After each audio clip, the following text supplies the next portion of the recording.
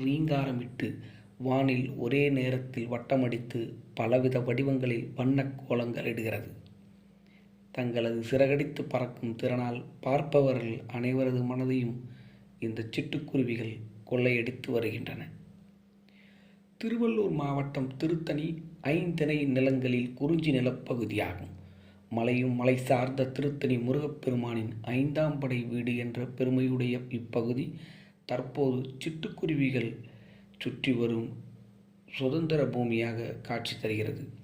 இப்பகுதியை சுற்றி சுமார் 1,00,000க்கும் மேல் சிட்டுக்குருவிகள் உலா வந்து கொண்டிருக்கின்றன. தற்போது சிட்டுக்குருவிகளின் சரணாலயமாகவே திருத்தணி மாறி வருகிறது என்றால் அது மிகையாகாது. திருத்தணி நகராட்சியில் நெடுஞ்சாலைத்துறை அதிக அளவு மரங்களை வளர்த்து நந்தவனம் போல் சாலைகளை பராமரித்து வருகிறது.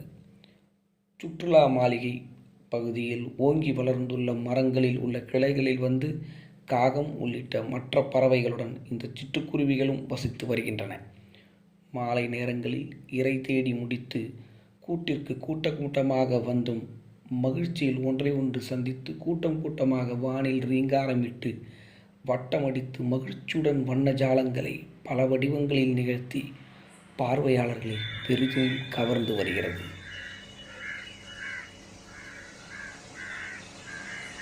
திருத்தணி செய்தியாளர் அகிலன்.